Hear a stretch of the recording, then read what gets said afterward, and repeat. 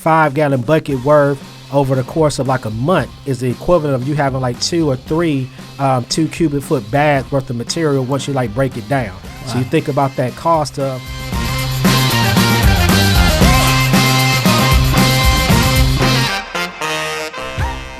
All right. What is up, Farmer Fredo? Not much, Blake. How's everything with you, buddy? Pretty good. That sounded really weird. Yeah, I'm doing great. How are you? I'm doing good, buddy. You know, you're hanging out there, man. The weather's going up and down the last couple of days, so but trying to make the most of it. Yep, pollen everywhere. That's it. That's what we want. That means that the buds are breaking, the leaves are coming. That means that the harvest is going to be plentiful. Yes, sir. So today is episode 8.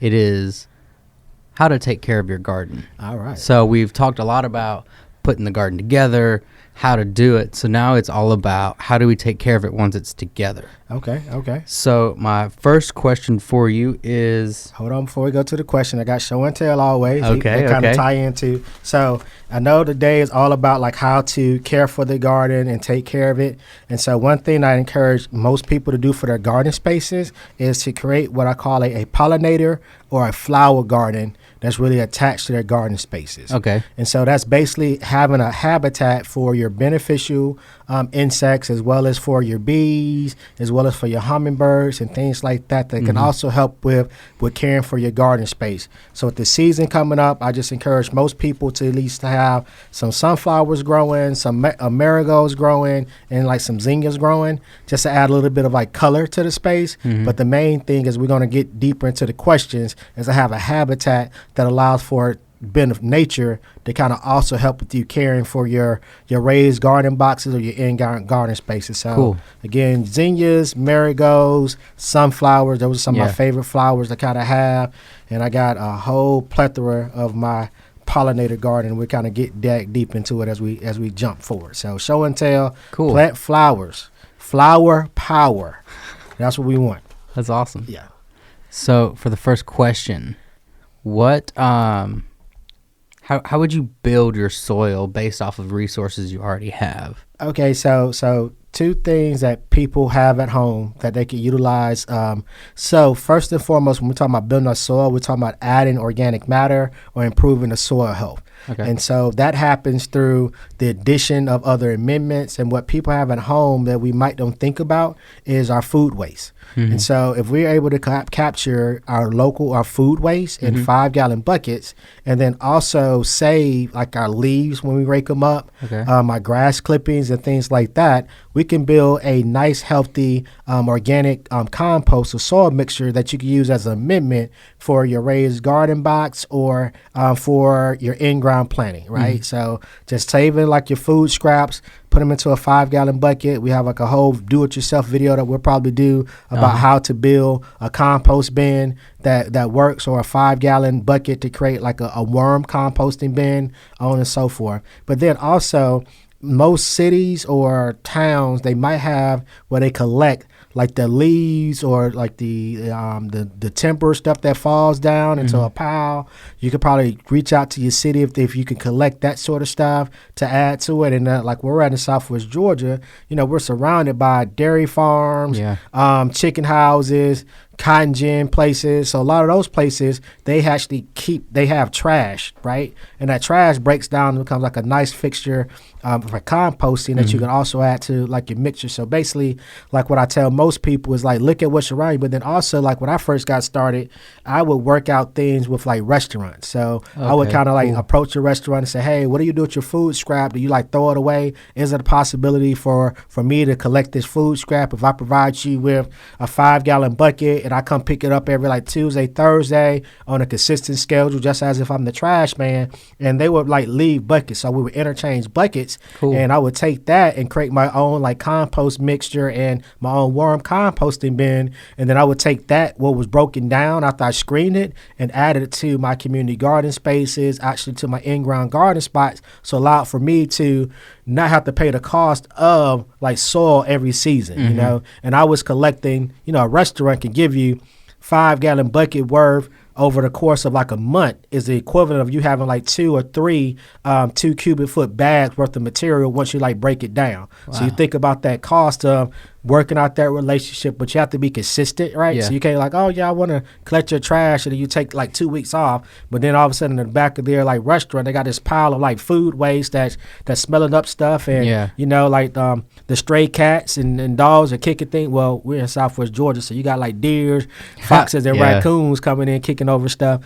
But the idea is you can reach out to people to help, or you can even do like some community models I've seen where folks in a neighborhood, because they have a community space that they're growing food in, they have their own sort of like food collection system where people come by, drop off these identified items, you know, again, like your food scraps, your eggshells, things along that line of some things we don't collect because they attract critters.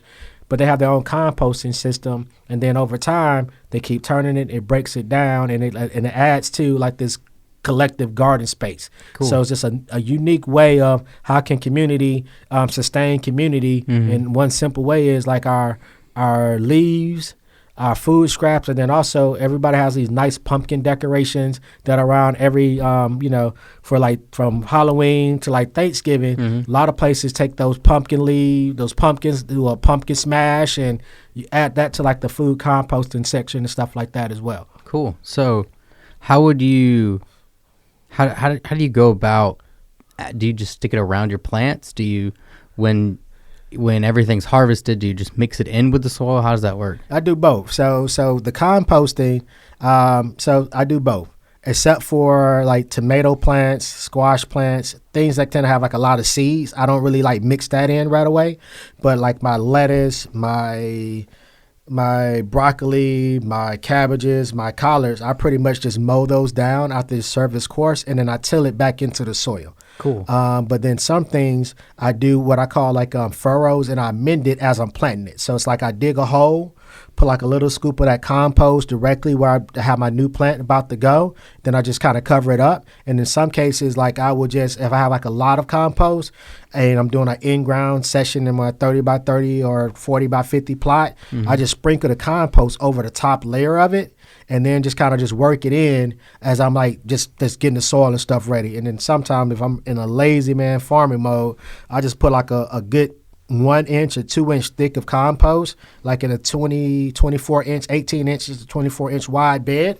And I just go a whole row with nothing but the compost sitting right there. And I just plant directly into the compost that's sitting right on top of the soil, because it's going to do the same thing. Eventually it's just going to break down into the soil and kind of keep mixing. And then if I'm really gung-ho and I have like a real strong crew of volunteers, we do this technique called double digging, and I do a whole video on that for you guys as well, where we basically break up the hard pan of the soil, kind of turn it over, but as we're turning it, we're adding like compost or soil amendments into that space, again, just to eventually look at the overall health of the soil and just kind of keep improving it over time. So eventually, you know, we have something that's weed free, that's healthy. All we have to do is just rotate it, just keep adding compost to that spot, and we're going to keep thriving and keep growing food to feed the community. Cool. So if I had, let's say I already have something planted, could I just sprinkle some compost I have that I've had sitting for a few weeks and take it and spread it next to all of what I have growing? Yes and no, but I'm more on the no side than the yes side, and that's just because the plant has already been established. So you're kind of better off. The compost, nutrients wise, is it going to give the plant enough of what it needs to continue its growth cycle? So it's not going to help it? It's not going to help it, but it's not going to hurt it, but it's not going to say, oh, the same way if you would supply like fish emulsion to like that garden plant that you're growing, because the fish emulsion has like an extra couple of nutrients that it needs, like the nitrogen that it really needs for like the green leaves and stuff for it to grow. Now the compost, I don't want you to waste it. I mean, it do serve a purpose because it's adding again to the soil health and the structure of what you have planted, but at the same time, it's just going to add a little bit versus you doing fish emulsion for like your fertilizer, or if you're going to put something like I like to use what's called like Chilean nitrate, which is it's basically like a nitrogen source that's like organic, that's utilized to really help with like greening up like your space and things like that. So certain things I use based upon what I'm growing to give me the end product. So if I'm growing corn, throwing a little bit of compost on the side of your corn plant is not going to do that much like for the growth. Yeah. Now, if you're got lettuce, go ahead, put a little bit. It'll be fine. But things that need more fertility or more nutrients, you have to look at like other organic sources that can be used. And some of them, you have to think about the timing, right? Because timing is everything. Like if you just put it right there when it's close to harvest, you might have missed the window for it to really get the full effect of an organic food source. Okay. Because the organic food source is organic, which is going to mean that it's going to be slow releasing to the plant. So it's not designed just to give it everything, that it's not like a shot or a boost. It's slow releasing over time. Cool. So what we do in a lot of our spaces is that we add organic fertilizers maybe like once a month to like the space, and we use like blood meal, bone meal. There's a couple products that you can buy that's like organic fertilizers. We put that directly into the hole, about a tablespoon worth or a teaspoon worth to plant on the crop, right where the plant is at. And just over time, another month comes by, we just add a little bit more of the organic fertilizer, or if there's like a heavy rain that happens, we kind of come back and add some more of the organic fertilizer. And again, it's all based upon what you're growing, because some stuff you don't need to add as much fertilizer like if you're doing potatoes or sweet potatoes. They don't really need an extra boost. Yeah. Now, if you're doing something like corn, cabbage, tomatoes, eggplants, collard greens or broccoli, they might need an extra boost. So that's again about this once a month sort of cycle of like feeding it. And you could do things granularly, or you could do things in a liquid form, whatever works best for you. But all of them, you have to pay attention to the instructions that they give you, you know, because that's the one thing that all these companies have to do is give you step-by-step instruction on like how much of it to use based upon what you're planting, because that allows for us to preserve the ground, but it also is just beneficial to like the plants. You don't want to give it too much of something, because if it gets too much of something, it could be lacking in another area because it's trying to break down what you gave it too much of. So you have to. That's a whole nother sciencey conversation, and we just talking on the mic, so we can't get too scientific. So my last question would be, we have all that done. We have the compost right. We just have our new plants in. What do you use to, I guess, spray them or whatever to keep the good insects there but the bad insects gone? Okay. All right, and so that goes back to like the original thing about having like a flower garden. Okay. So by having a flower garden, you kind of create a habitat for like your beneficials that'll be there to eat off the bad guys, so to speak, right? So like ladybugs are like beneficial. They eat up aphids. They kind of eat a lot of like our little caterpillar sort of things. Even have like a habitat for some sort of wasps as well. They kind of eat some of your hornworms. They eat up your tomato plants and things like that. So having a habitat for your beneficials to be able to like to rest, to eat, then to be able to kind of go out and kind of control. But if you don't have that, you have to know what your pest problem is, because you're going to do things selective. You're not going to just spray like a all in all, kill all bugs, sort of like pesticide, knowing what is attacking what you grow. So when we are looking at our planting schedule or our crop rotation, we kind of know from past experiences what creates these little holes in our collards. So we're like, oh, that's the callus petal looper. What's an organic solution that we can use that can take care of that organically? And again, we just follow like those instructions. So like caterpillar looper, we're always looking for a product called like BT, which is like a liquid form that kind of mixes up the digestive system of like the looper worm, where it kind of basically stops it from eating, and it goes to cease because of that. And then, we're also looking at like what's in the ground. So a lot of things like you have like grub worms, you have nematode diseases and things like that. So we try to find like crops that kind of like can create too much heat that kind of kills them off, like mustard greens or something we use a lot to eat off of, but we actually utilize it in the terms of like disease control and pest control. And then we also do things where we plant like crops that we don't mind if a certain part of it gets damaged. So, for instance, like turnip greens. We know we can have turnip greens because we want to eat the leaves off of it, but then also we know we can eat the roots as well. So what we might do if we know that flea beetles and cabbage loopers are attacking our collards, we might plant a turnip greens or some mustards on the side. So they'll be all into that plant and allow for this one to still thrive and kind of give it like a safe habit. So like, all right, you're going to eat, just eat over here. You come over here, it's Terminator, it's Doomsday, it's Skynet. And so but we do that as well. But then the other thing we have to pay attention to is the time of day. So being that a lot of bees, they tend to be out early in the morning, throughout the day, kind of like, eating, nibbling, pollinating, that sort of stuff. We try not to spray anything during the peak times where our beneficials are out working. So we do a lot of our spraying for pest control, like in the evening time when the sun is setting, because it's ironic that, a lot of your crop damage happens at night, right? When nobody can't see what's happening. So they naturally got a little sneaky side. And so we spray in the evening times, and we try to make sure that we spray the top of the leaves, underneath the leaves, and then also around like the base of the soil, because there's just a lot of different like bugs. And then we do also, like unique things. So you might see us on our squash plant put like some aluminum foil like around like the base of the plant because of like because you have like I'm going blank, but like the worm that kind of digs in and eats the root of like the zucchini, like, so thinking about those, put like a little bit of like foil around the base of it. Or we might have like a problem with like fire ants and stuff like that, or soft shell crawlers, so we might use a product called like Diatomaceous Earth and kind of like sprinkle that around like the base of the plant and things like that as well. Or we might have like an issue with aphids, so we just found that you can have like a yellow red cup, a yellow cup, put some Vaseline or something around it, put it next to where aphids would be a problem, and they naturally gravitate towards that and like stick to it. So like there's just so much you can actually do, but it all comes down to, let me back it up to what you're growing, finding out what bugs really are attacking that plant and have a natural tendency to eat off of it, and then you can find just like natural solutions that you can utilize to control it. You might just take something as simple as cayenne pepper, mix it in with some water and spray it on your leaves, and you might be amazed. That might be what keeps your deers and your cats away from like your plant in your backyard, because they're sensitive to their noses. So it's so much you could do that might just be in your backyard, like utilizing some dishwashing soap and the amount of water and amount of oil spraying on your plants, so that could be enough to control it. But it all comes down to knowing what you want to plant, paying attention to what bugs you see eating it up, documenting it, and then just trying to find the best natural alternative solution that'll work for you based upon your means and your income and things like that. Yeah.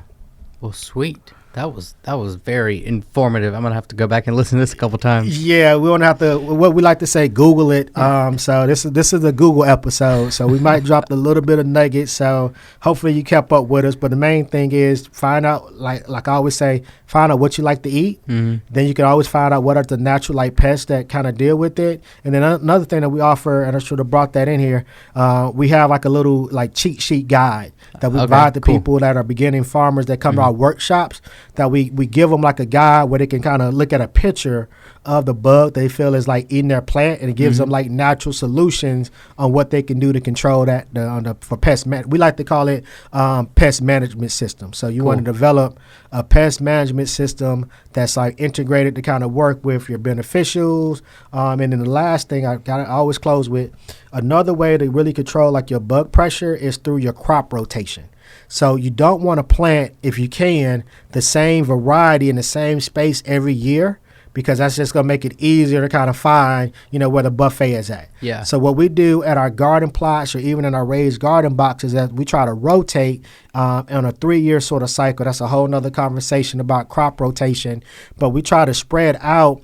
The next time that plant is introduced into space is like 3 years from now. So we do like a 3-year rotation. So we want plant Irish potatoes in the same spot next year, the following year to be like at a different location. So we do that rotation that helps with like pest control. It also helps with soil health. It also helps with like conserving like the land, giving it like time to rest. Cause like I said before, some plants need to be fertilized more than others, and some can pretty much just grow on their own. And then we also mix in like cover crops as well to give our beneficials like another habitat in addition to the flowers. They give them like places like to stay to eat off of and things like that. So it's sciencey, but it's fun. And don't get caught up in all the jargon that we're talking. Like we're gonna break it all down to you over the course of time. So just stay with us and shoot us questions, and we're going to try the best to answer it. So a fifth grader, a third grader can like catch on to it, and we're all eating good. Cool. I'll try to remember to put you call it pest management? Yep. I'll try to make sure to put that in the description on YouTube so we can go back, and anyone that is listening or watching right now can go and just click it and then read from there. Oh, that'd be perfect. Appreciate it. Sweet. Thank you, sir. All right.